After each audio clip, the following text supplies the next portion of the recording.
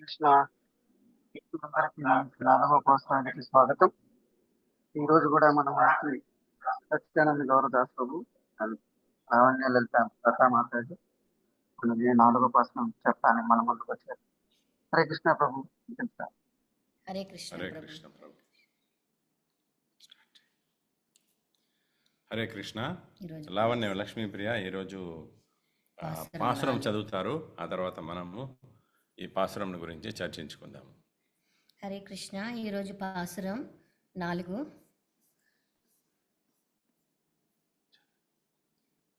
ஆழிமழை கண்ணா ஒன்று நீ கரைவேல்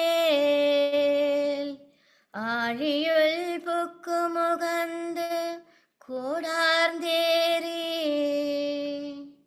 ஆழிமழை கண்ணா ஒன்று நீ கரைவேல் ஆழியுள் புக்கு முகந்து கூடார்ந்தேரி ஊழி முதல்வன் உருவம் போல் மெய் கருத்து பாழியந்தோளுடை பற்பனாவன் கையில் ஆழி போல் மின்னி வலம்புரி போல் நின்ற தீர்த்து தாழாதே சங்கம் உதைத்த சரமலை போல் வாழ உலகினில் பேய்ந்திடாய் நாங்களும் மார்கழி நீராட மகிழ்ந்தேலோரெம் பாவாய்.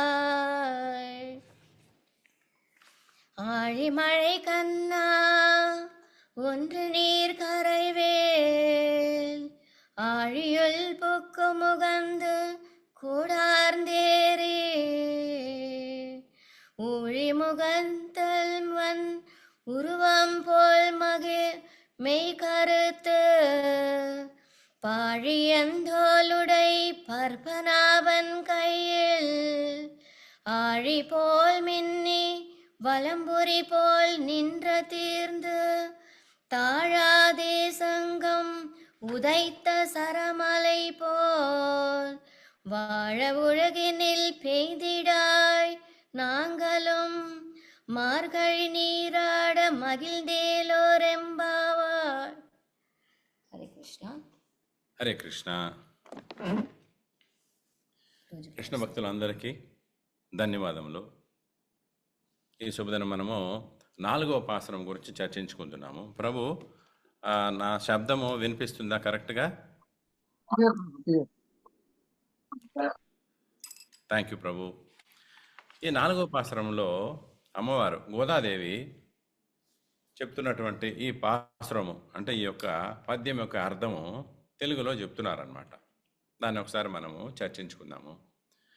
పర్జన్యదేవా పాలింపరావా, పర్జన్యదేవా పాలింపరావా, సముద్రముపై వ్రాలి సలిలములు త్రావి ఆదిదేవుని ఓలె అతసీ దేహుడవై ఆకాశము పైకెక్కి గర్జించుమా.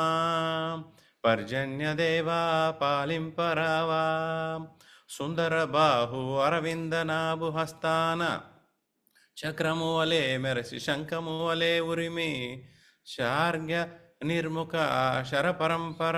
శరపరంపరగా శారంగ నిర్ముఖ శరపరంపరగా లోకమ్ము హర్షింప వర్షమ్ము కురియుమా.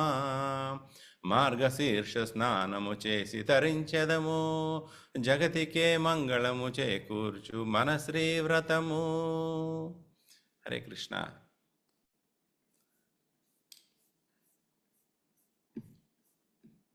గోదాదేవి ఈ శ్లోకంలో చెప్తున్న దానికి ఆచార్యులు అర్థము చాలా అద్భుతంగా చెప్తున్నారనమాట.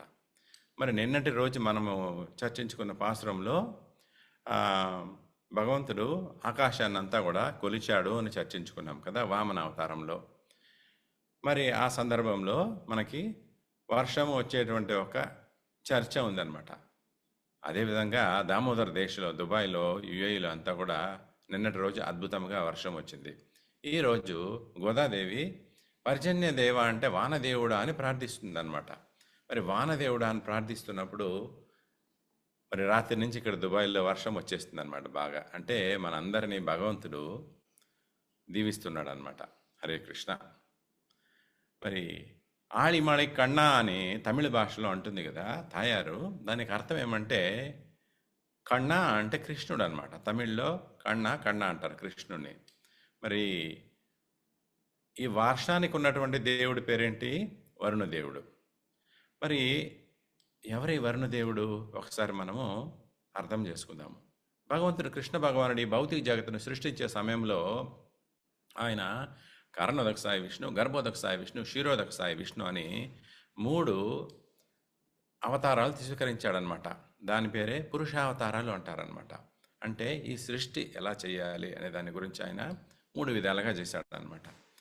అప్పుడు ఆయన ఏం చేశాడు? ఈ భౌతిక జగత్తును సృష్టించే సమయంలో అనేకమైనటువంటి దేవతలను కూడా సృష్టించాడు. ఆ దేవతల్లో ఒక్కొక్క దేవతకి ఒక్కొక్క అధికారము లేకపోతే ఒక రెస్పాన్సిబిలిటీ అనేది ఇచ్చాడనమాట. ఉదాహరణకి మనం పంచభూతములు అంటాము. పంచభూతములు అంటే ఏంటి? ఆకాశము, వాయువు, అగ్ని, భూమి, జలము అంటాం కదా. అంటే ఈ 5 కూడా 5 దేవతలు ఉన్నారనమాట. అదేవిధంగా వర్షానికి కూడా ఒక దేవత ఉన్నాడు. ఆయన పేరే వరుణదేవుడు. ఆ వరుణదేవుడిని ప్రార్థిస్తుంది తల్లి. మరి వరుణదేవుడిని ప్రార్థిస్తూ తల్లి ఏమవుతుందంటే ఆళిమళై కన్నా అంటుంది. కన్నా అంటే ఏంటి? కృష్ణ. మరి కృష్ణ అని ఎందుకండి అంటుంది అంటే అమ్మవారికి తెలుసు అనమాట. ఏంటంటే మనము కృష్ణ భగవాన్ని తప్ప అన్య దేవతలను ప్రార్థించిన అవసరం లేదు కదా అని అనమాట. మరి ఎక్కడ చెప్పబడింది ఈ విషయము? సాక్షాత్ కృష్ణ భగవానుడే భగవద్గీతలో చెప్పాడనమాట. 9వ అధ్యాయం 23వ శ్లోకంలో కృష్ణుడు అర్జునుడి మూలంగా మనందరికి చెప్తున్నాడు. ఏమని? ఏ అప్యన్య దేవతా భక్త యజంతే శ్రద్ధయాన్వితాః తేపి మామేవ కౌంతేవ యజంత్య అవిధిపూర్వకం. అవిధిపూర్వకం దీనికి అర్థం చదువుకుందాము. తాత్పర్యం శిల ప్రభుపాదులు వారి ద్వారా. జై శిల ప్రభుపాద. ఓ కౌంతేయ, అన్య దేవతలకు భక్తులైన వారిని శ్రద్ధతో పూజించేవారు నిజమునకు అవిధిపూర్వకముగా నన్నే పూజిస్తున్నారు అంటున్నాడు. అంటే ఆ కృష్ణ భగవాన్ని పూజించే మార్గం ఉంది, విధానం ఉంది అనమాట. కాబట్టి ఆయనకి డైరెక్ట్గా పూజ చేసుకోవచ్చు. ఇక్కడ తల్లి ఇక్కడ ఏం చెప్తుంది? ఈ యొక్క వరుణదేవునికి ప్రార్థిస్తూ కృష్ణ భగవాన్ని కూడా చేర్చుకుంటుంది. అంటే ఓ కృష్ణ, ఈ జగత్తు అంటే దేవతలు, రాక్షసులు, పురుషులు, సర్వ 84 లక్షల జీవరాశులు అందరూ కూడా నీ చేతనే సృష్టించబడ్డారు స్వామి. వాళ్ళందరూ కూడా నీ యొక్క అంశనే జీవాత్మ రూపంలో. మరి వాళ్ళందరూ హృదయంలో నువ్వే కదా స్వామి పరమాత్మ రూపంలో ఉన్నావు. అందువల్ల నేను నిన్నే కొలుచుకుంటాను స్వామి అని నువ్వే కదా ఆ వర్షానికి కూడా కారణము, ఎండలు కూడా కారణము, అన్నిటికీ నువ్వే కదా కారణం స్వామి అంటూ ఆ భగవంతుని ఆళిమళై కన్నా అంటుందన్నమాట. మరి తాయారంటుంది ఇక్కడ పాలింపరావా అంటుంది. మరి పాలింపరావా అంటే ఏంటి? మమ్మలను కాపాడు తండ్రి, మమ్మల్ని దీవించు తండ్రి, మాకు మార్గదర్శములు చేయి తండ్రి అని ప్రార్థిస్తుంది అనమాట. ఇక్కడ గోదాదేవి ఈ శ్లోకం ద్వారా మాకు మంచి వర్షం కురిపించండి తల్లి అంటుంది అనమాట. స్వామి అని అడుగుతుంది అనమాట. మరి ఆళి అంటే ఏంటంటే బాగా గొప్ప మనస్సు కలిగినటువంటి వాడై, ఉదార స్వభావం కలిగినటువంటి వాడైన ఓ వరుణదేవుడా, ఓ కృష్ణ భగవానుడా అని అంటుందన్నమాట. ఎందుకు ఈ మాట చెప్తుందంటే ఎప్పుడైనా కూడా మనం ఎవరినైనా కూడా ఏదైనా అడిగేటప్పుడు ప్రార్థించుకునేటప్పుడు వాళ్ళని మనం కొంచెం గొప్పగా చెప్పామనుకోండి, వాళ్ళకి సంతోషం కలుగుతుంది అనమాట. ఇచ్చేదానికన్నా కొంచెం ఎక్కువ ఇస్తారనమాట. అందువల్ల ఆ ఉదార స్వభావం కలిగినటువంటి ఓ పర్జన్య దేవుడా అని ఎక్కడ అంటుందన్నమాట. ఆ తర్వాత ఏం చేస్తుంది? ఓ స్వామి, నీవు సముద్రం పైకి వెళ్ళి అంటే మధ్యలోకి వెళ్ళి మొత్తం నీళ్ళంతా నువ్వు తీసేసుకో స్వామి, తాగే స్వామి అంటుంది. అంటే మరి సముద్రంలో వెళ్ళటం, నీళ్లు త్రాగేయటం అంటే ఏంటి అంటే మనకు వర్షాలు రావాలంటే ఏం కావాలి? మేఘాలు రావాలి కదా. మరి మేఘాలు ఎక్కడి నుంచి వస్తాయి? మేఘాలు నీటిలో నుంచే వస్తాయన్నమాట. ఆ నీరు ఆవిరి అయ్యి ఆవిరి ఆకాశంలో మేఘాల రూపంలో భగవంతుడు దాన్ని మనకు దాచిపెడతాడనమాట. అంటే అవసరమైనప్పుడు వర్షాలు ఇవ్వటానికి. ఎలాగైతే మనము మామిడికాయల సీజన్ వస్తున్నప్పుడు మామిడికాయలు బాగా తింటాము, కానీ మనకి ఊరగాయ అవసరమైనప్పుడు ఏం చేస్తాము, ఇంక సంవత్సరం పూర్తిగా ఊరగాయ మామిడికాయలను ఏం చేస్తామంటే పచ్చడి కోసం ఊరగాయ రూపంలో వేసుకొని పెట్టుకుంటాము. ఊరగాయ వేసేటప్పుడు ఏం చేస్తాము, దాంట్లో కొంచెం ఉప్పు ఎక్కువ వేస్తాం అనమాట. ఉప్పు వేస్తే చెడకుండా ఉంటుంది. అందువల్ల భగవంతుడు ఏం చేస్తున్నాడు, ఆ నీళ్ళని సముద్రంలో కొంచెం ఉప్పు వేసి జాగ్రత్తగా పెడుతున్నాడు అనమాట. మన కోసం దాచిపెడుతున్నాడు. అవసరమైనప్పుడు ఏం చేస్తున్నాడు, ఆ యొక్క నీటిని అన్నిటినీ కూడా ఆయన ఆవిరి రూపంలో ఆకాశంలోకి తీసుకొని వెళ్ళి అక్కడి నుంచి అనేకమైనటువంటి ప్రదేశాలకి పంపించి అక్కడి నుంచి వర్షం కురిపించేలాగా చేస్తాడనమాట ఆ భగవంతుడు. అందువల్ల ఇక్కడ ఏమవుతుందంటే ఈ భూమి మీద ఆ, 5లో 4 భాగాలు నీరున్నాయి కదా, అంటే సముద్రం ఉంది. ఒక భాగము లేకపోతే 2 భాగాలు, కరెక్ట్గా గుర్తులేదు నాకు, 2 భాగాలు అనుకుంటాను. 2 భాగాలు భూమి ఉంది, మిగతా 3 భాగాలు సముద్రం ఉందన్నమాట. అంటే సముద్రం ఎక్కువ ఉంది కాబట్టి నీళ్ళు అక్కడ ఎక్కువ ఉన్నాయి. ఆ నీళ్ళల్లో తల్లి ఏం చెప్తుంది, సముద్రం మధ్యలోకి వెళ్ళి సంపూర్ణంగా నువ్వు నీళ్లు తాగు అంటుంది. కారణం ఏమంటే మనం సముద్రము ఒక ఒడ్డున నిల్చుకొని తాగాలనుకుంటే సంపూర్ణంగా రావు. అందువల్ల మధ్యలోకి వెళ్ళి మొత్తాన్ని తీసుకో అంటుంది.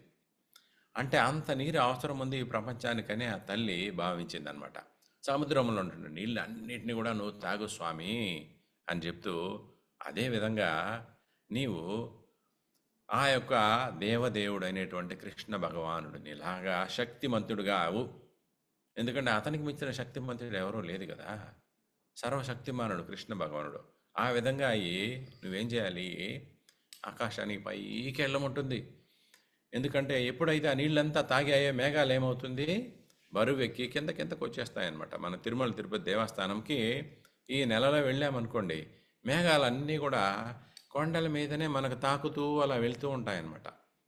అంటే మేఘాలు బరువెక్కాయి. ఎందుకు, మంచు ఎక్కువ ఉంటుంది. ఆ మంచు తాకిడి వల్ల మేఘాల్లో తేమ ఎక్కువయ్యి అవి కిందకు వచ్చేస్తూ ఉంటాయి. మన పక్కనే వెళ్తుంటాయి, ఒకసారి మన మధ్యలో నుంచే వెళ్తుంటాం. అంటే మనము ఎక్కడో స్వర్గలోకంలో ఉన్నటువంటి ఒక అద్భుతమైనటువంటి ఫీలింగ్ వస్తుందన్నమాట. అలాగే మేఘాలు కిందకు వచ్చేసాయి అనుకోండి, ఎక్కడ ఉన్నటువంటి ఊర్లో అక్కడే కదా వర్షం పడుతుంది. అందువల్ల గోదాదేవి ఏమవుతుందంటే ఉదార స్వభావం అనమాట ఆమెకి. మాకు మాత్రం కాదు, ప్రపంచం అంతటా కూడా ఈ వర్షము కావాలి అని ఆకాశంలో మీరు పైకి వెళ్ళిపోవాలి. ఎలాగా, శక్తిమంతుడు, ఎంత శక్తివంతుడు, కృష్ణ భగవానుడు లాంటి శక్తిమంతుడు అయిపోవాలి నువ్వు అని ఆకాశం పైకి వెళ్ళి గర్జించుమా అంటుంది. మరి మేఘాలు ఏంటండి, గర్జించేది ఏమిటండి అంటే మనకు తెలుసు, వర్షం పడే సమయంలో మనకి ఎలా ఉంటుంది, ఉరుములు మెరుపులతో చాలా ఒక వాన అనేది, వర్షం అనేది మనకి ఆహ్లాదకరంగా ఉంటుందన్నమాట. కానీ ఆ ఉరుములు మెరుపులు వచ్చేటప్పుడు మనకు భయంగా ఉంటుంది కదా. మరి ఉరుములు మెరుపులు అనేది ఎక్కడి నుంచి వస్తున్నాయంటే, నేను విన్నది ఈ మేఘాలు అనేవి ఒకదానికొకటి రాచుకునేటప్పుడు వచ్చేటువంటి శబ్దము ఉరుములు. మెరుపులు అంటే అదే విధంగా అవి రాసుకునే సందర్భంలో అక్కడ కరెంటు ఉత్పత్తి అవుతుందంట. ఆ కరెంటు ద్వారానే అది షార్ట్ సర్క్యూట్ అయ్యి దాంట్లో నుంచి మెరుపులు అనేది వస్తున్నాయి అంటున్నారనమాట. అంటే ఇంకొక విషయం ఏమంటే, భగవంతుడు ఈ విధంగా చాలా ఒక మహావర్షం రాబోతుంది కాబట్టి మీరందరూ జాగ్రత్త పడండి అని మనకు ముందే సిగ్నల్ ఇస్తున్నాడు, ఉరుములు మెరుపులు ఇస్తున్నాడు, వెళ్ళిపోండి జాగ్రత్తగా దాక్కోండి అని అనమాట. ఆ విధంగా మీరు ఆ యొక్క పర్జన్య దేవుడిని అడుగుతుంది, ఉరుములు మెరుపులన్నీ కూడా ఇవ్వు, బాగా ఇచ్చి, అంటే ఆ శబ్దం ఇస్తుంటే మాకు బాగా వర్షం వస్తుంది కదా అనేటువంటి ఒక సంతోషం కలుగుతుంది మాకు అనేటువంటి విషయం అనమాట.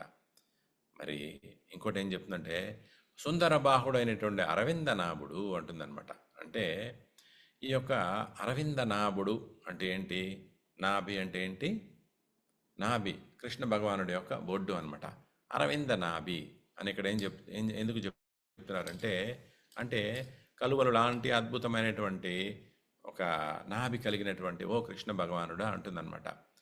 మరి ఇటువంటి ఒక అద్భుతమైనటువంటి భగవంతుని కీర్తించేది శ్రీమద్ భాగవతంలో మనము కుంతిమాత కూడా కృష్ణుని ఆ విధంగా కీర్తించిందనమాట. ఒక శ్లోకం ఉంది, నమః పంకజనాభాయ నమః పంకజమాలినే నమః పంకజనేత్రాయ నమస్తే పంకజాంగ్రిహే అంటుందన్నమాట. ఆ కృష్ణ భగవానుడు, ఆయన యొక్క కళ్ళు, ఆయన యొక్క చూపులు, ఆయన యొక్క ముఖము, ఆయన యొక్క నాభి, ఆయన యొక్క పాదములు, ఆయన సమస్తము కూడా అద్భుతమైనటువంటి కమలములాగా ఉంది అని కీర్తిస్తుంది అనమాట. ఆ విధంగా గోదాదేవి కూడా కీర్తిస్తుంది స్వామివారిని. మరి ఏమంటుందంటే అరవిందనాభుడు అంటే ఎవరు? పద్మనాభుడు, లేకపోతే ఆ యొక్క కృష్ణ భగవానుడు అన్నమాట. ఆయన శంఖ చక్ర గదా పద్మములతో ఉంటాడు కదా, ఆ శంఖ చక్ర గదా పద్మములను కూడా ఇక్కడ అమ్మవారు వర్ణిస్తూ కీర్తిస్తుంది అనమాట. ఏంటంటే ఆ స్వామివారి చేతిలో, కుడి చేతిలో చక్రం ఉంటుంది, ఎడమ చేతిలో శంఖం ఉంటుంది అని చెప్తున్నారనమాట.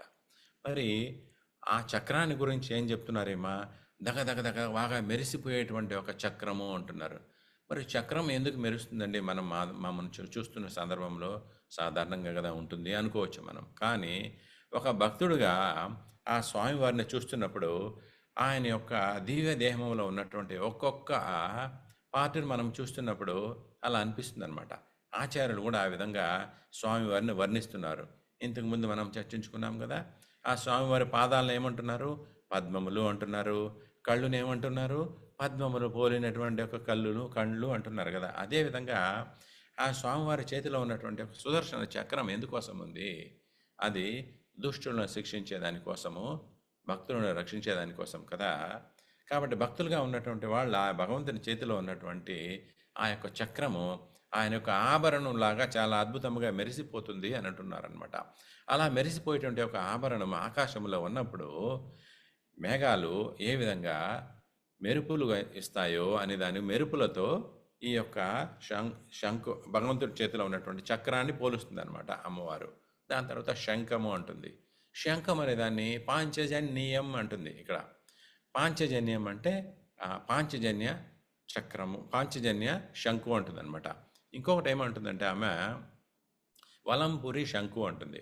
మరి వలంపురి అంటే ఏమంటే తమిళ భాషలో వలం అంటే కుడి పక్క నుంచి అనమాట. అంటే మనము కుడి పక్క నుంచి తిరిగేటి ఒక శంకు ఉంటుంది కదా, శంకులో రెండు విధాలు ఉంటాయన్నమాట. ఒకటి కుడి పక్క నుంచి తిరుగుతుంది, ఇంకోటి ఎడమ పక్క నుంచి తిరుగుతుంది అనమాట. కుడి పక్క నుంచి తిరిగేటువంటి శంకు అన్నది శుభము కలిగిస్తుంది అంటారనమాట. అందువల్ల శంకును గురించి వలంపురి శంకు అని చెప్పడం జరిగింది. దాంతోపాటు ఆ పాంచజన్యమే ఏంటంటే స్వామివారి చేతిలో ఉన్నటువంటి, కృష్ణ భగవానుడి చేతిలో ఉన్నటువంటి శంకు పేరేంటి? పాంచజన్య అంటారనమాట. మరి భగవద్గీతలో ఈ శ్లోకం గురించి మనం చర్చించుకొని ఉన్నాము. పాంచజన్య ఋషికేశ దేవదత్త ధనంజయ అనే విధంగా ఒక శ్లోకం ఉందన్నమాట. స్వామివారి చేతిలో, పాండవుల చేతిలో ఉన్నటువంటి ఒక శంకుల గురించి అందులో అద్భుతంగా వర్ణించారనమాట. మరి ఆ శంకు భగవంతుడు కురుక్షేత్ర రణరంగంలో ఉండి యుద్ధం ప్రారంభించేదానికి మొదట ఆ శంఖమును పూరించినప్పుడు దాంట్లో నుంచి వచ్చినటువంటి అద్భుతమైనటువంటి శబ్దము ఆయన పక్కన, పాండవుల పక్క ఉన్నటువంటి భక్తులందరూ కూడా ఆనందం కలిగించిందంట. కానీ కౌరవుల పక్క ఉన్నటువంటి వాళ్ళకి, అంటే దుష్టులు దుర్మార్గులైనటువంటి వాళ్ళకి గుండెల్లో దేహం అంతా కూడా దడదడలాడించిందంట ఆ శబ్దము. అందువల్ల ఇక్కడ ఆ శంఖము పూరిస్తే ఎటువంటి శబ్దం వస్తుందో ఆ విధంగా ఈ ఉరుములు రావాలి అని ఆ తల్లి ప్రార్థిస్తుంది అనమాట. అంటే భక్తుడు ప్రార్థన ఏ విధంగా ఉంటుంది, అన్నీ కూడా అద్భుతంగా రావాలి, సంపూర్ణంగా రావాలి అనేటువంటిది అనమాట వాళ్ళ యొక్క కోరికలు. ఆ విధంగా తల్లి కోరుకుంటుంది అనమాట. మళ్ళీ ఇంకొక విషయం ఏమంటే దీంట్లో సారంగ ధనుడైనటువంటి రాముడి చేతిలో ఉన్నటువంటి సారంగం అంటే ఏంటి? ఆయన యొక్క విల్లు అనమాట. ఆయన ఒక విల్లంబులు తీసుకొని ఆయన యుద్ధం చేస్తున్న సమయంలో ఆయన రాక్షసుల మీద వేసేటువంటి ఒక విల్లు ఉంటుంది కదా, అది ఆయన ఏం చేస్తున్నాడు, ఉపయోగిస్తున్న సమయంలో దాని యొక్క శక్తి ఎలా ఉంటుందంటే వేలాది మంది ఉన్నటువంటి ఒక రాక్షసుల మీద వేస్తున్నాడు అనమాట. ఒకే ఒక బాణము, ఆ ఒక్క బాణము స్వామివారి చేతిలో నుంచి వెళ్తుంది. ఆ ఒక్క బాణము 10 అవుతుంది, ఆ 10లో నుంచి 100 అవుతాయి, 100లో నుంచి 1000 అవుతాయి, 1000లో నుంచి 1,00,000 అవుతాయి అనమాట. అది కూడా ఎలాగంటే స్వామివారి చేతిలో నుంచి ఆ బాణము వదలటమే అనమాట, తథ్యము అంతే. ఆ తర్వాత ఎవరి కళ్ళు కనిపించదు, అంత వేగంగా వెళ్తుంది. వెళ్ళి ఆ రాక్షసులందరినీ కూడా ఒక్క దెబ్బతో కొట్టి పడేస్తుంది అనమాట. సెకండ్లో అన్నీ అయిపోతుంది. అంటే ఎంత వేగంగా వెళ్తుందో అంత వేగంగా వర్షమును కురిపించు స్వామి అని అడుగుతుంది అనమాట. అంత వేగంగా వర్షం కురిస్తే ఎలా ఉంటుంది? మనకి వడగండ్ల వాన వస్తే మనం ఏం చేస్తాము? పారిపోయి దాక్కుంటాం. కార్లు, ఇళ్ళు అన్నీ కూడా కూలిపోతుంటాయి కొన్ని ప్రదేశాల్లో. మరి తల్లి అడుగుతానికి కారణం ఏమంటే అక్కడ కరువు అనేది రాకుండా ఎల్లప్పుడూ కూడా వర్షం వస్తే ప్రజలందరూ కూడా ఆనందంగా ఉంటారు. ప్రజలకి, అన్ని జీవులకు కూడా ముఖ్యమైనది ఏంటి? నీరు అన్నమాట. నీరు, వాయువు అనేది రెండు చాలా ముఖ్యము. నీరు అన్నది లేకపోతే ఏ జీవి కూడా బతకడానికి చాలా కష్టం అవుతుందన్నమాట. ఈ 84 లక్షల జీవరాశుల్లో అందరూ కూడా నీరు అన్నది అవసరం కాబట్టి ఈ గోదాదేవి ఈ యొక్క వర్షదేవుడైనటువంటి పర్జన్య దేవుడుగా కృష్ణ భగవానుడిని ఇక్కడ ప్రార్థించుతుందన్నమాట. మరి అలా చేస్తూ మరి లోకములో అంతా కూడా వర్షము కురిపించి స్వామి ఏంటిదంటే తన ఊర్లో మాత్రం కాదు, లేకపోతే తన యొక్క రాజ్యంలో మాత్రం కాదు, ప్రపంచమంతా కూడా వర్షం కురిపించు స్వామి అంటుంది. అది ఉదార స్వభావం కలిగినటువంటి గుణం అన్నమాట. ఇది మనకి ఆ తల్లి ఎందుకు చెప్తుందంటే మనం కూడా ప్రార్థించుకుంటున్నప్పుడు అలాగే ప్రార్థించుకోవాలి. మనకు మాత్రం కాదు, అందరికి కూడా ఈ మేలు కలిగించు స్వామి అని మనం ప్రార్థించాలి అని తల్లి మనకు చూపిస్తుంది అనమాట. మరి ఇంకోటి ఏం చెప్తుందంటే, ఓ స్వామి అలాగే మీరు చేస్తున్నప్పుడు మార్గశీర్ష మాసంలో మేము స్నానం చేసుకుంటాం కదా ఆనందంగా, మరి మేము చేసేటువంటి ఈ యొక్క వ్రతము జగతికే మంగళం చేకూర్చునుగాక అని తల్లి ఇక్కడ ప్రార్థిస్తుందన్నమాట. ఇదే తమిళ్లో మార్గళి నీరాడ మగిల్దేలో రెంబావాయ్ అంటుంది. హరే కృష్ణ. సరే, దీనికి సంబంధించి మనము శ్రీమద్ భాగవతము భగవద్గీతలో కొన్ని శ్లోకాలు ఉన్నాయన్నమాట. భాగవతంలో ఉన్నటువంటి శ్లోకంలో కొన్ని మనం చర్చించుకుందాము. శ్రీమద్ భాగవతము 10వ స్కందము 25వ అధ్యాయంలో 9వ శ్లోకం అన్నమాట. మరి సందర్భం ఏమంటే, ఒకసారి ఏమైందంటే కృష్ణుడు ఏం చేశాడు, ఈ యొక్క వాళ్ళ యొక్క తండ్రి గారు అయినటువంటి నందమహారాజు ఆ యొక్క రేపల్లిలో ఉన్న వాళ్ళందరినీ కూడా తీసుకొని మనము ఇంద్రునికి ప్రార్థన చేసుకుందాము, ఆయనే కదా మనకు వర్షాన్ని ఇస్తాడు అని బయలుదేరారనమాట. అప్పుడు చిన్న బాలుడైనటువంటి కృష్ణుడు, తండ్రి గారు నమస్కారము, మరి ఇంద్రుడికి మీరు ఎందుకు పూజ చేయాలి అని అడిగాడు అనమాట. తండ్రి ఆయనే కదా వర్షాన్ని ఇప్పిస్తున్నాడు అంటే, అది కాదు స్వామి, అది కాదు తండ్రి గారు, వర్షాన్ని ఇచ్చేది ఏదైనా కూడా ఆ దేవదేవుడు అయినటువంటి కృష్ణ భగవానుడే. ఆయన ఆదిదేవుడు, దేవదేవుడు, గోవిందుడు. మరి ఆ గోవిందుడికి మనం పూజించుకుంటే చాలు, మిగతా దేవతలకు ఎవరికి కూడా పూజించాల్సిన అవసరం లేదు అంటున్నాడు. అదే మనం ఇంతకుముందు శ్లోకంలో అన్ని దేవతలకు పూజ చేసుకునేది సరైన విధానం కాదు, అవిధిపూర్వకమని కృష్ణ భగవానుడు చెప్పాడు కదా. అదేవిధంగా వాళ్ళ తండ్రి గారికి కూడా చెప్తున్నాడు అనమాట. మరి అలాగే వాళ్ళందరూ కూడా మరి ఏం చేయాలి నాయన అని కృష్ణుడు యొక్క తండ్రి నందమహారాజు కృష్ణుడిని అడుగుతాడు అనమాట. అడిగితే మనకు అందరికీ అన్ని ఇచ్చేది ఏంటి ఇక్కడ? గిరి గోవర్ధన. కాబట్టి ఆ గోవర్ధన గిరికి వెళ్ళి మనం ప్రార్థన చేసుకుందాము, అన్నీ కూడా సమర్పించుకుందాము అంటే వాళ్ళందరూ కూడా అలా బయలుదేరి ఊర్లో అందరూ కూడా వెళ్ళి గోవర్ధనగిరికి అద్భుతంగా పూజ చేసుకున్నారనమాట. అన్ని రకరకాలైనటువంటి నైవేద్యాలన్నీ కూడా పెట్టారు. అప్పుడు ఆ కృష్ణ భగవానుడే అవన్నీ కూడా స్వీకరించాడు. అనియోర్ అని మనం విన్నాం కదా. ఆ గోవర్ధనగిరి పూజ అనేది మనం చాలాసార్లు చేసుకొని ఉన్నాము. ఇలాగా శ్రీల ప్రభుపాదుల వారి యొక్క అనుగ్రహం ద్వారా ఇస్కాన్లో చేసేటువంటి అనేకమైనటువంటి పండుగలలో ఇది ఒక అద్భుతమైనటువంటి పండుగ. ఆ విధంగా అది చేసుకున్నారనమాట. అప్పుడు అది చూసి ఇంద్రుడు కోపం వచ్చేసింది. అరే, వీళ్ళు నాకు కదా ప్రార్థన చేయాలి, నాకు కదా సమర్పించుకోవాలి, మరి నన్ను వదిలి వీళ్ళు వేరెవరికో చేసుకున్నారు, ఎంత అహంకారం వీళ్ళకి అని చెప్పి ఏం చేశాడు, ఆయన సమర్థక అనేటువంటి మేఘాలను పిలిచాడనమాట. ఆ మేఘాలు వచ్చాయి. ఆ మేఘాలతో చెప్పాడు, వెళ్ళి అక్కడ విపరీతమైన వర్షం కురిపించే విధంగా చేయండి అంటున్నాడు. దానికి సంబంధించినటువంటి ఈ శ్లోకం ఒకసారి చర్చించుకుందాము. విద్యోతమాన విద్బుద్ధి స్తనంతా స్తనయేత్నుభిః తీవ్రైర్మురు గణైర్నున్నా వవృషున్నా లసర్కణ తీవ్రైమరుత్ గణైనున్నా వవృషు జలశర్కర అంటున్నాడు. అంటే తీవ్రమగు వాయువులచే ప్రేరేపితములైనటువంటి మేఘములు, మెరుపులచే ప్రకాశితములు, పిడుగులచే గర్జితములు నగుచు వడగండ్ల వానను కురిపించిరి. అక్కడ వడగండ్ల వాన వచ్చిందంట. వాళ్ళందరూ భయపడిపోయే విధంగా అది చేశారంట. సో దాని తర్వాత ఉన్నటువంటి శ్లోకము ఏంటి అని చూసుకుందాం.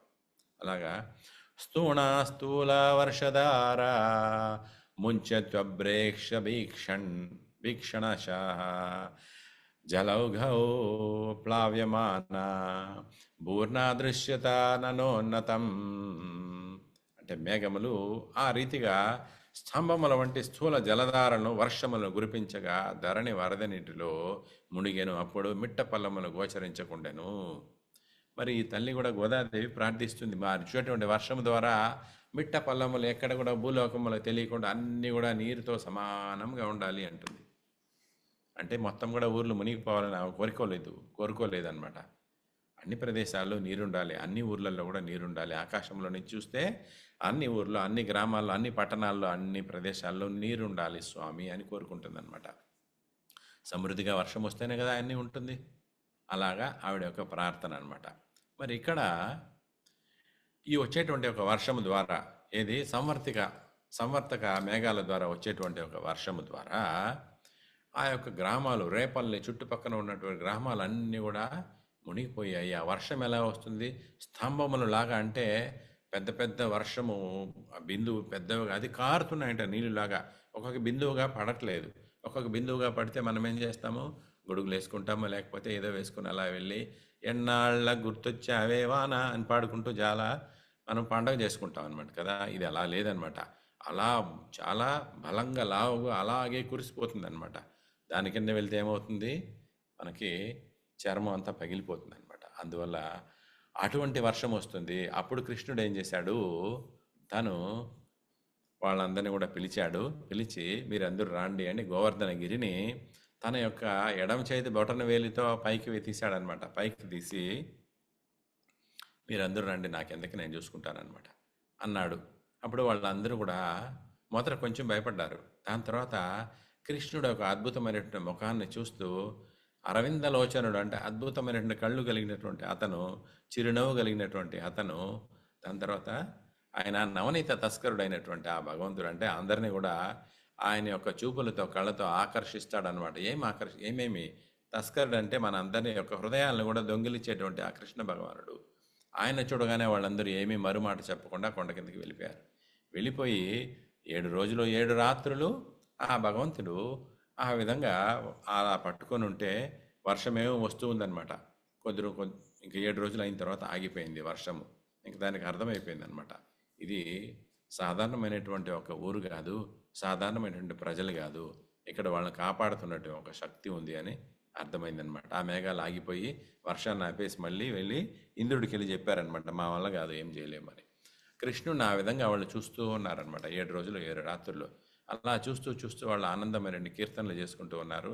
ఆయనకి 7 రోజులు వాళ్ళు ఒక్కో రోజుకి 8 పూటల లెక్కన ఆయనకి నైవేద్యం పెడుతూ తినిపిస్తూ ఉన్నారనమాట. అందుకే 7 × 8 56 చప్పన్ భోగ్ అంటారనమాట. అది చప్పన్ భోగ్ అనేది అక్కడి నుంచి వచ్చింది. ఒక ఉదాహరణకి అది నేను చెప్తున్నాను. మరి ఇక్కడ మనం చెప్పుకున్నాము పాంచజన్యం గురించి చెప్పుకున్నాము. పాంచజన్య అనేది ఏంటి అంటే ఈ యొక్క శంకు అనుకున్నాం కదా. మరి ఈ శంకుకి ఆహారం ఏంటి అంటే ఆ కృష్ణ భగవానుడి యొక్క పెదవులు అంటున్నారు అనమాట, అదరములు. మనం కూడా శంకు ఊగుతున్నామంటే, పూరిస్తున్నామంటే ఆ యొక్క శంకు నుంచి శబ్దం ఉంది కదా, అది మన పెదవుల్లో నుంచి వచ్చేటువంటి ఒక గాలిని స్వీకరిస్తుంది. ఆ కృష్ణ భగవానుడు అది పాంచజన్యుని పూరించేటప్పుడు ఆయనకి పెదవుల్లో నుంచి వచ్చేటువంటి ఒక గాలి ఉంది కదా, అదే దానికి ఆహారం అనేటువంటి విషయం ఆచార్యులు చెప్తున్నారన్నమాట.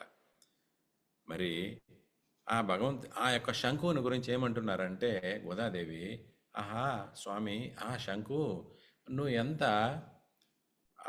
అదృష్టవంతురాలివి, నువ్వు ఆ భగవంతుని యొక్క చేతిలో నువ్వు ఉంటున్నావు కదా, ఆయన యొక్క పెదవులు నిన్ను తాకే విధంగా నువ్వు ఉంటున్నావు కదా, ఎంత మహా అదృష్టమో మీకు మాకెవరికి అలా కలుగులేదు అంటున్నారనమాట.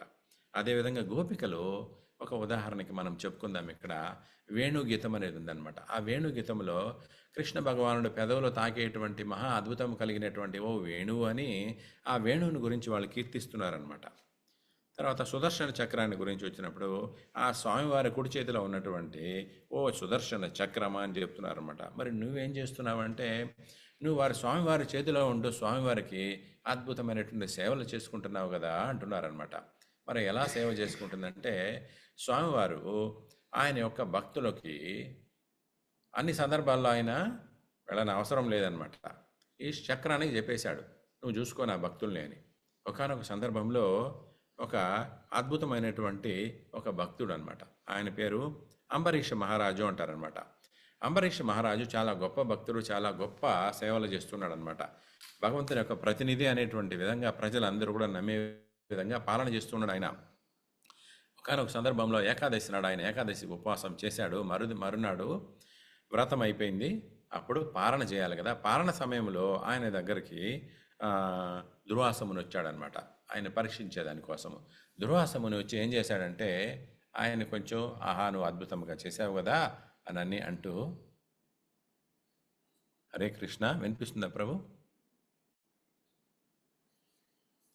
వినిపిస్తుంది ప్రభు. వినిపిస్తుంది ప్రభు. థ్యాంక్ యూ ప్రభు. నువ్వు మరి అద్భుతంగా ఉపవాసం చేసావు కదా, మేమందరం కూడా నాతో పాటు 1000 మంది వచ్చారు సేవకులు, మేము అందరం కలిసి మీతో పాటు ఈరోజు పారణ చేస్తామంటే మన యొక్క వ్రతం విరమించుకుందాము, మేము వెళ్ళి స్నానం చేసుకొని వస్తామని ఆయన వెళ్ళాడంట. వెళ్ళి ఎంతసేపటికి వాళ్ళు రానే రారు. మరి పారణ సమయం అనేది కొంత సమయం ఉంటుందన్నమాట, 2 గంటలు 3 గంటల సమయం. ఆ సమయం లోపలనే మనము విరమించుకుంటేనే ఆ యొక్క వ్రత ఫలితం ఉంటుందన్నమాట. మరి అంబరీష మహర్షి దుర్వాసముని కోసం ఎదురు చూస్తున్నాడు. మరి ఆయన ఏమో రానేరాడు.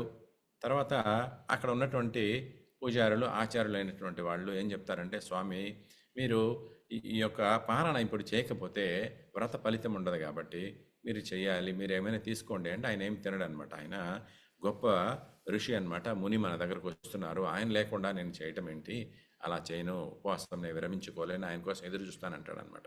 సరే, ఒక 2 బొట్లు నీళ్ళైనా తీసుకోండి, అది మనకి ఒక ఫార్మాలిటీగా వ్రతము అయిపోయినట్టు అనిపిస్తుంది, అంతే కదా అంటారనమాట. ఆయన సరే అని 2 బొట్లు తీసుకున్నటువంటి ఒక సమయంలో లోపలికి దుర్వాసముని వస్తారనమాట. వస్తే ఆయన ఏం చేస్తాడు, కోపం వచ్చేస్తుంది ఆయనకి. ఓరి నీచుడా, ఓ దుర్మార్గుడా, నేను ఇంత చెప్పి వెళ్ళిన తర్వాత నేను లేకుండా నువ్వు చేస్తున్నావా, నేను ఏం చేస్తాను చూడు అని శపిస్తాడనమాట. ఆయన శపించేదానికి ప్రారంభించగానే సుదర్శన చక్రం వచ్చేస్తుంది అక్కడికి. ఎందుకు? స్వామివారి భక్తుడు కదా, స్వామివారి భక్తుడికి ఏమైనా జరిగితే వెంటనే అక్కడ స్వామివారి శక్తులు ఉంటాయన్నమాట. ఆ సుదర్శన చక్రం ఏం చేస్తుంది, ఆ యొక్క దుర్వాసముని ఖండించేదానికి బయలుదేరుతుంది అనమాట, విపరీతమైన తీక్షణము వేగంతో అనమాట. అప్పుడు దుర్వాసముని భయపడి పారిపోయి అన్ని లోకాలు తిరుగుతాడు. అన్ని లోకాలు తిరిగి విష్ణుమూర్తి దగ్గరికి వెళ్తే, నేనేమీ చేయలేను, నేను నా భక్తుడికే కట్టుబడి ఉన్నాను కాబట్టి నువ్వు ఏ భక్తుడికైతే నువ్వు ఇలా చేయాలని ప్రయత్నించావో, అపరాధం చేయాలనుకున్నావో, ఆ భక్తుడినే శరణు వేడు అంటాడనమాట. అప్పుడు దుర్వాసముని వేగంగా వచ్చి అంబరీష్ మునిని ప్రార్థిస్తాడు. అంబరీష్ ముని, అయ్యా స్వామి మీరు అలా అడగకూడదు అని చెప్పి సుదర్శన చక్రాన్ని ప్రార్థిస్తాడు. సుదర్శన చక్రము శాంతించి వెనక్కి వెళ్ళిపోతుంది అనమాట. అటువంటి అద్భుతమైనటువంటి చక్రము అని సుదర్శన చక్రాన్ని గురించి ఇక్కడ తల్లి చెప్తుందనమాట. ఆచార్యులు ఈ విధంగా ఆ తల్లి ఎందుకు శంఖ చక్రముల గురించి చెప్తుందో అనేటువంటి విధాన్ని ఇక్కడ మనకి ఎక్స్ప్లెయిన్ చేస్తున్నారనమాట.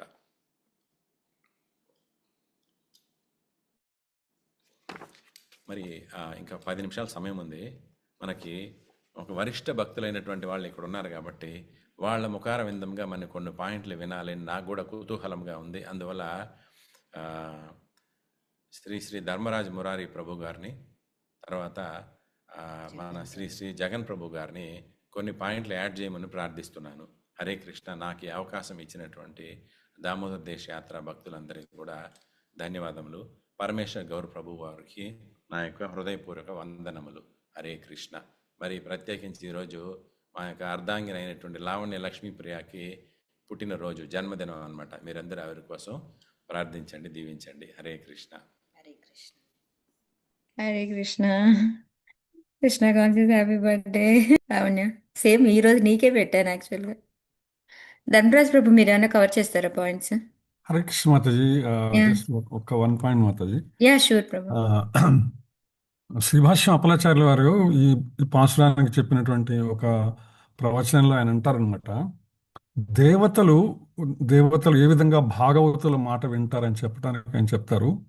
విష్ణు ధర్మం అనేటువంటి ఒక గ్రంథంలో భాగవతుల ప్రభావం, భగవానుని దగ్గర భయపడినట్లే భాగవతుల వద్ద కూడా దేవతలు భయపడతారట.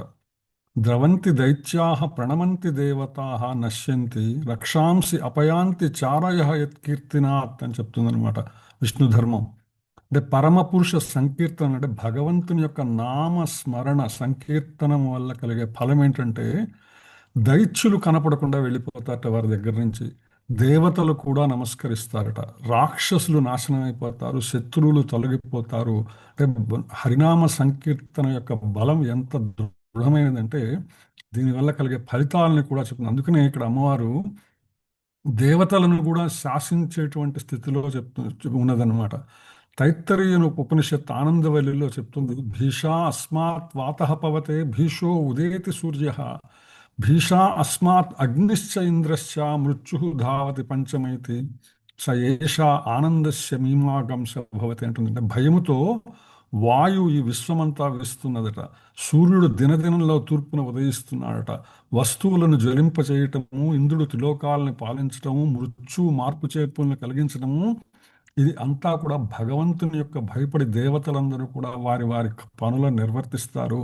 ఏ విధంగా అయితే భగవానునికి భయపడి దేవతలు నిర్వర్తిస్తారో భగవద్భక్తులకు కూడా అదే విధమైనటువంటి భయపడతారు దేవతలు అనే విషయాన్ని విష్ణు ధర్మం మనకి స్పష్టం చేస్తుంది. అది కూడా ప్రత్యేకించి యత్ కీర్తన, భగవంతుని యొక్క హరినామ సంకీర్తన యొక్క విశేష ప్రాధాన్యాన్ని, ఏ విధంగా అయితే హరినామ సంకీర్తన గురించి ఇక్కడ ఆండాళమ్మ వారు చెప్తున్నారో, అదేవిధంగా ఏదైతే మనకి శ్రీ చైతన్య మహాప్రభు అందించినటువంటి హరే కృష్ణ కృష్ణ కృష్ణ హరే హరే, హరే రామ రామ రామ హరే హరే అనేటువంటి నామ సంకీర్తన బల ప్రాధాన్యతని ఈ పాసురం చాలా స్పష్టంగా మనకు తెలియజేస్తున్నది.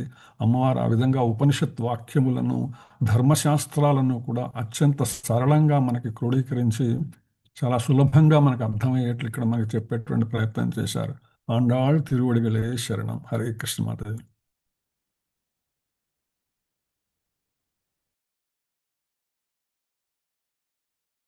అంటే 2 శ్లోకాల్ని చదువుకుందాము. మరి మన తెలుగు వాళ్ళగా మహా అదృష్టవంతులు అనమాట. పోతన గారు, బమ్మెర పోతన గారు శ్రీమద్ భాగవతాన్ని అద్భుతంగా మనకు తెలుగులో రచించి వర్ణించారనమాట.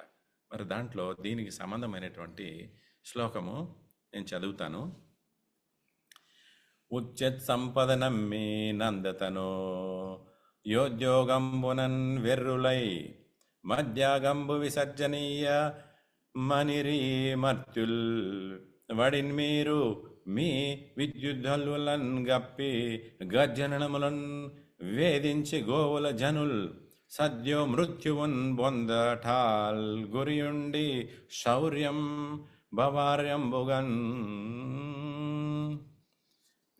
దీనికి అర్థం ఏమంటే, ఓ సంవర్తక మేఘములారా, ఈ వెర్రి గొల్లలు తన ధన సంపత్తిని నమ్మి కృష్ణుడి ప్రేరేపణతో నా యాగం విడిచిపెట్టారు. పోండి, మెరుపులతో కనుల మెరుమిల్లునట్లు గొలిపి ఉరుములతో పీడించి అనివార్యమైన శౌర్యంతో వ్రేపలలోని గోపకుల హఠాన్మరణం పాలయ్యేలాగా రాళ్లవాన కురిపించండి అని ఇంద్రుడు యొక్క సంవర్తక మేఘాన్ని పిలిచి చెప్తున్నాడు అనమాట. ఇంకొక శ్లోకము, ఆ భగవంతుడు ఆ యొక్క గోవర్ధనగిరిని ఎత్తి పట్టుకున్నప్పుడు ఎంత అద్భుతంగా ఉన్నాడనే దాని గురించి ఇంకొక శ్లోకం ఇక్కడ చెప్తున్నారన్నమాట. బాలుండీతడు కొండ దొడ్డది మహాభారంబ సైరింపగాన్ జాలండోయని దీని క్రింద నిలువన్ శంకింపగా బోల దీ శైలంబోనిది జంతు సంయుత ధరాచక్రంబు పైబడ్డ నాకే లల్లాడుదు బంధులారా నిలుండి క్రింద ప్రమోదంబునన్. గోవర్ధనగిరి కింద ఉంటున్నప్పుడు వాళ్ళు దాన్ని శంకిస్తున్నారంట. వెళ్దామవుద్దా, ఇంత పెద్ద కొండని చిన్న బాలుడు కృష్ణుడు లేపట్టాడా, మనం వెళ్తే ఏమవుతుందో అని అనమాట. అప్పుడు గోవర్ధనగిరిని ఎత్తిన శ్రీకృష్ణుడు గోపకులను అందరూ దీని కిందకు రండి అని పిలుస్తున్నాడు. ఓ బంధువులారా, కృష్ణుడు ఏమో చిన్న పిల్లవాడు, చూస్తే కొండ ఏమో చాలా పెద్దది, ఇతడు దీన్ని మోయగలడో లేడో అని సందేహించకండి.